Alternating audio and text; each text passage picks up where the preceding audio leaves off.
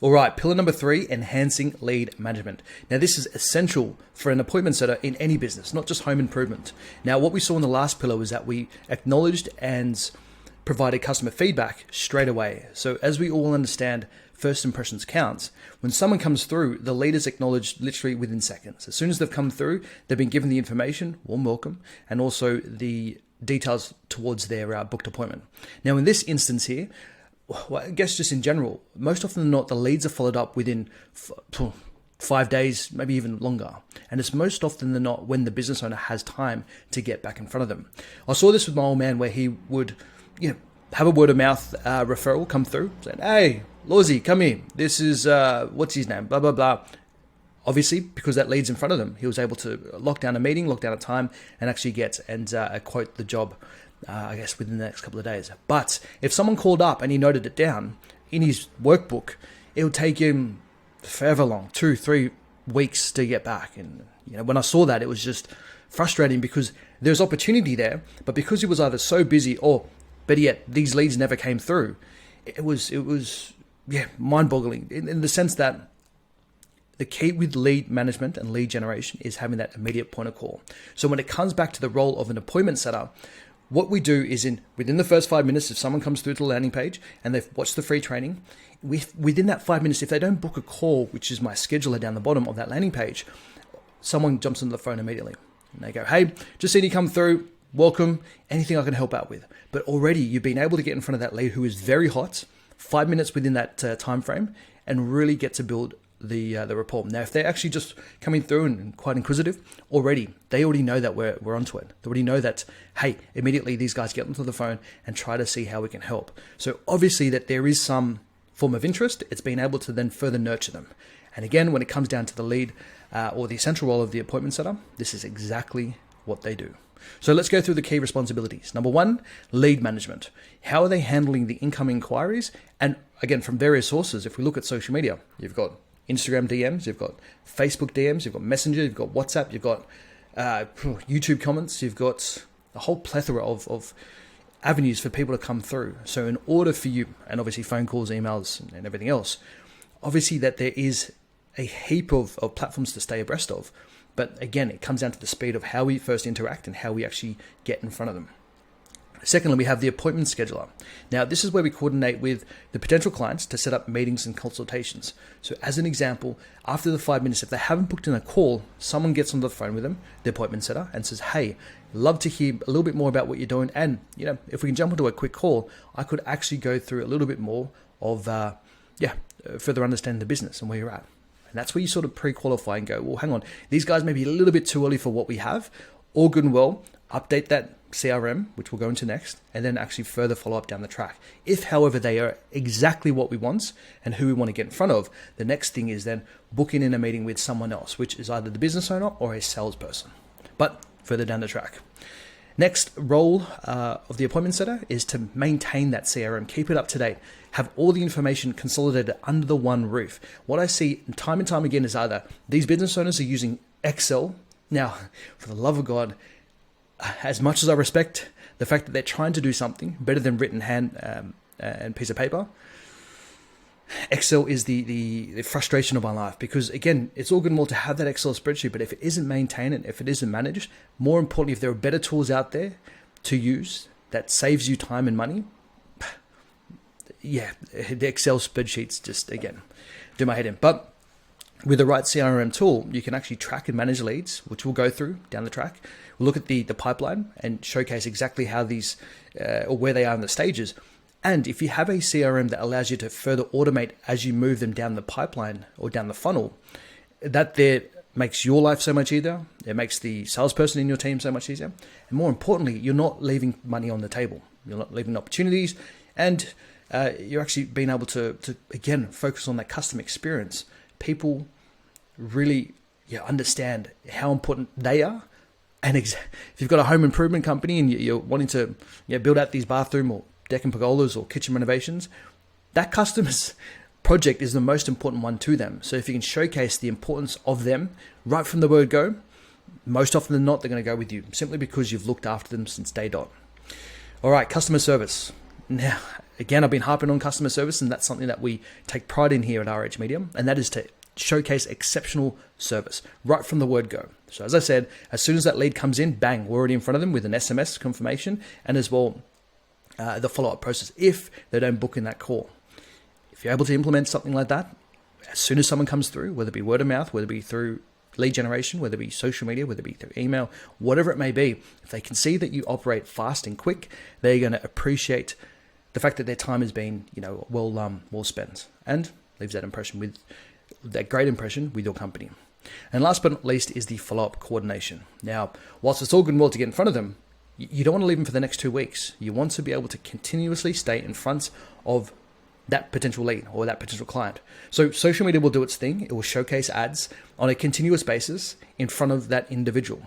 What your appointment setter is meant to do is as well add that customer support, customer touch, customer experience, personal experience, human touch to say, hey, awesome to hear from you. Really love to hear a little bit more about your business and how, if we can, help out. So again, that follow-up is very, very important. Or better yet, hey, touch base with you last week. Just wanted to check in and see how you're getting on. How'd you go with the free training? How'd you go with the download?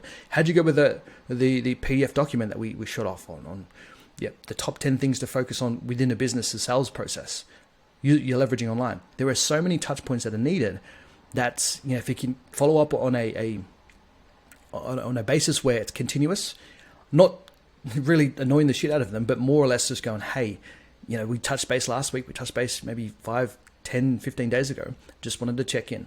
Having that continuous conversation and communication with that individual will continuously build the rapport to then eventually go, well, hang on, you know what? Company B has been the person who I engaged with first. Yeah, they were okay, but I haven't heard from them since. Company A has continuously touched base with me, asked me about some of the questions, anything I could help out with. They were always on the front foot trying to help with my project. So again, these customers, their impressions, based on how we follow up. Now, also we understand the keys in the follow-up, the projects in the follow-up, the revenues in the follow-up, the profits in the follow-up. So if you can continuously follow up with a system that further builds a rapport, I cannot harp on it enough, that is key. Now, expected skills. What this appointment setter is to showcase. Number one, they should be able to leverage and use CRM software. Number two, they should have excellent communication and interpersonal skills. This person needs to be able to empathize and realize that the customer at the other end, their project is the most important thing. So again, if you're able to really focus in and showcase that, hey, you give a shit and you really care about what they want to, pretty much build, that's further steps ahead to actually win that job. Organizational abilities in managing multiple appointments and multiple leads. Now, again, if they're able to leverage and use CRM software efficiently, that then makes it so much easier, because not only do you have a specific pipeline that's very easy to follow, you've also got a SOP, standard operating procedure, where they go through step by step. But if that software is able to further automate a lot more of those steps, it makes their life a hell of a lot easier to just focus in on what that customer wants and providing the best customer service out there. And last but not least, they need to understand the industry, whether it be home improvement or whether it be whatever industry that this individual, even your business, is a part of. They need to understand the fundamentals. They need to understand even a little bit more about the industry, just the nuances to help differentiate your company from the rest of them. That comes down to training as well. Now, what are the deliverables that this appointment center needs? Number one, they need great organizational skills when it comes to lead management. They need to effectively handle and categorize incoming leads into that CRM system. Number two, they need to schedule these appointments. Now, it's all good and well to build a rapport, but they need to go to the next step. And what that next step is to schedule a meeting with either yourself, the business owner, or a sales individual that is part of your team. Thirdly, they need to track leads and have a reporting system behind it. So it's, again, all good and well to build a rapport, but you need to have analytics and metrics to showcase what is working and what isn't, and the type of profiling down the track that we can really hone in on and understand that, hey, when it comes to advertising, this is the ideal demographic, this is the ideal avatar that we narrow in and hit.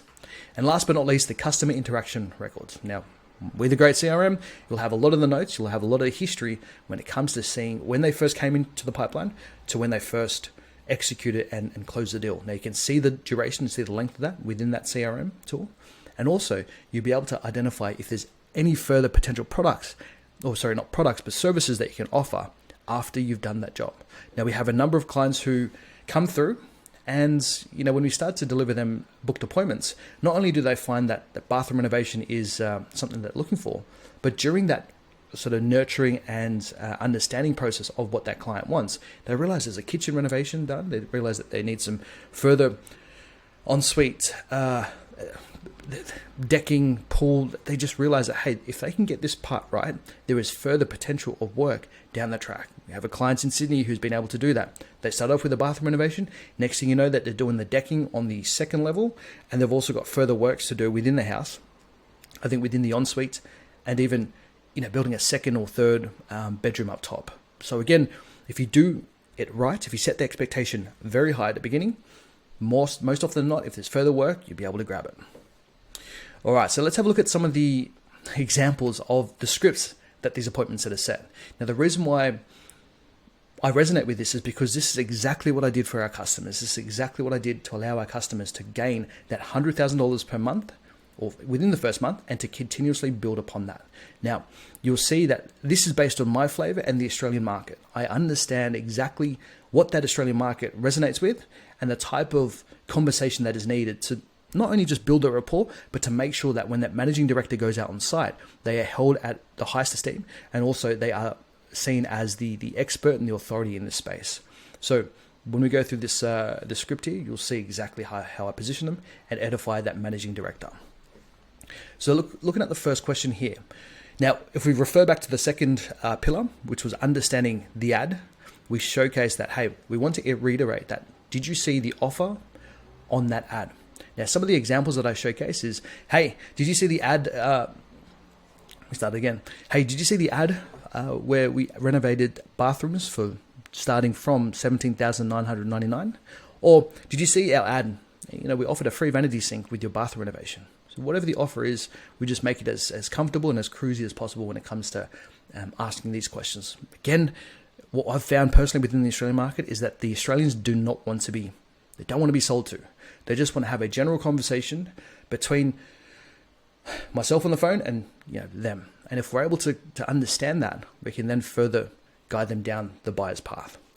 Well, in this instance, not the buyer's path, but actually getting that or confirming that booked appointment. All right, so the second question is, now we want to identify if they are the key decision maker on this project. Now, add a bit of humor, but this is what has worked with the Australian market. So if I'm speaking to the wife, I go, hey, are you the boss of the home and thus the renovation and not your husband? And normally we get a chuckle because most of the clients that we have, their booked appointments or their leads are females. And again, they're either mothers or they're wives. So it's really cool to have that sort of feedback or that understanding of the market and really playing upon it. Secondly, if we are, say, talking to the husband, then we have a bit of a joke as well. Are you the one who makes the calls at home? Even though we think and make it sound like it's our partner, we play into that as well. Again, the husbands or the males generally have a good time when approach that. So not only are we continuously understanding and qualifying that lead, but we're also building that rapport and just bringing down the walls or the barriers to make it a little bit easier for when our managing director goes out on site. And I think the last one that we have is, okay, cool. So the next question that we have is, we want to be able to see if they've had someone already out on site to quote, and it's more or less trying to get that information. So then our managing director, when on site, has all that information ready to go. So what we're trying to do is, number one, identify if they have had that quotes done previously, and if we can get that information, we can then go out on site and have a more, not only competitive quote, but also having a quote that further meets some of the concerns, or let's just say, things that they just weren't too happy with the previous quote, we can see if we can apply. Now, when we say this, we go full transparency. Our managing director will be blunt with you, and we'll let you know if that quote is actually good or if they're taking a piss. Now, for any of our international viewers here, it sort of more or less says, hey, is that quote actually legitimate, or have they really added so much on top of it that they're really, taking not the mickey out of you, but they're really... they're taking this project to a place that is sort of struggling here on, without using any colloquialisms of the Australian, are they not dishonest? It's whatever the word is. It's there's a price, and then there's well over the price. That's pretty much what I'm saying. So, yeah, that is a question that helps further qualify and further allow a managing director to have a little bit more personability, but also a little bit more sort of further understanding that individual, that project's current situation. And then last but not least, we also have the question of when they want to start. So if everything goes well, are you happy to start within the next 2 months? Now, what we say is, if we don't say no to each other, and we look like we like what we see, are you happy to commit to a starting date within the next 2 months? So we don't want them to give us an exact date, but we want to know from more of like a project management perspective if we can fit this in within the next month or two. Also, we found that coming into Christmas, we sort of asked that, hey, are you looking to understanding that there's a holiday down within the next couple of weeks or months? Are you trying to push to get this done before Christmas, where the entire family come through, or are you actually okay to do this after Christmas? So we try to get pretty much a gauge, but also understanding where we are in, I guess, the year as well. Now, again, going back to the point where I made about further works, potential works, the last question that we ask is, hey, whilst you're here for a bathroom renovation, are you possibly looking at other renovations down the track? And more often than not, if we do hear a yes, that they're looking for further works, not only do we take note of that, but we also give the managing director the ability to go, well, hey, we understand that you've got a bathroom renovation that you want done now, but you're also looking at the kitchen and as well the decking and pergola. How about we look at putting together a package to see if that works for you? Now, if you're okay with that, so already that managing director has so much information and they haven't even yet gone on site. So this is where the appointment setter is really crucial to the fundamentals of how that managing director can stand out from another person who's coming out to quote, or someone who's already been there and already quoted. So again, all this information is digging about understanding the customer's project. Remember, that customer, their project is the most important. So if you focus in on that and you get the pertinent information that is needed, everything goes a long way to getting that job closed. Now, if, say, for example, they haven't booked an appointment, and this is where the appointment setter follows up, we then ask a couple of quick questions. One, hey, we saw you came through, but haven't noticed that you've booked, or have noticed that you haven't booked in. Is there anything that we can help out with? We also say that, try to add a bit of humor in there. We saw that you came through, entered in your details, but you didn't book in with us. Now, was it something we said? And that's usually a really good icebreaker for them to further go, well, no, we just haven't had time, or I came through, but that was ages ago. I now have the time to do it. So again, very, very important questions. So further more examples here. Now, last but not least, we're looking at how do we locate, or where do we find these appointment setters? These appointment setters, whilst they're everywhere and anywhere, there are some platforms that you can really get some quick qualified appointment setters based on their results and based on their portfolio for you to then implement straight into the team. So as an example, remote work platforms such as Upworks, FlexJobs, or Indeed are great ways for you to identify these individuals, where you can, again, look at their varied skills and also the experience levels based as well on their portfolio. You can also look at virtual assistant services. So these companies specialize in placing, again, these VAs who have that sort of profiling, where they have got that great interpersonal skills, they've got the ability to communicate very well, and they understand the market. And then last but not least, if you're in Australia or if you're in your country, you can find local employment. So we have a client, a really good guy here on the Northern Beaches, and he actually had a mother. So he's a school that his kids go to. Part of the parents group, they realized that someone who is looking for work, very good at interpersonal skills, very good at communicating, and she actually was able to pick up a part-time job with our clients who just, again, continuously on the phone, hey, seen you come through. And it's beautiful as well, because that mother is making a little money on the side, and also still part of the community in the sense that, my kid goes to whatever school. Yep. Having that interpersonal skill, having that local community essence and vibe or experience really allows for that individual who's looking to book an appointment really feel at home. If you're able to make them feel at home, that's where that local talent, or even just getting a mother who wants part-time work, can really help out with the business. Now, some of the considerations when it comes to hiring is, number one, the experience in customer service. Now, they don't need to have the exact appointment setter role. They just need to understand who is the most important. Are they able to follow a step-by-step process, and more importantly, are they able to be the right face or right fit to be customer facing for the company. Again, they need to be familiar with the CRM tools. So, if you've got a really good and simple CRM tool that they can follow step by step, input some of the information, the notes part of the call, and move them between the pipeline, happy days. And last but not least, communication skills. They are the first point of call of the business. They need to have that understanding that they are essentially the face of the brand, or even the face of anyone that comes in that is new or that is looking for potential work to be done by us. Then that's also important. So again, just to conclude, this appointment setup, whilst we also have that paid ad specialist who gets that information in front of the right people, it's all good and well to have that come through. But if you don't have the right appointment setup, if you don't have the right person in place to, number one, acknowledge that lead, connect with them, build rapport, and actually ask the right questions to further qualify, then it just makes your life so much harder.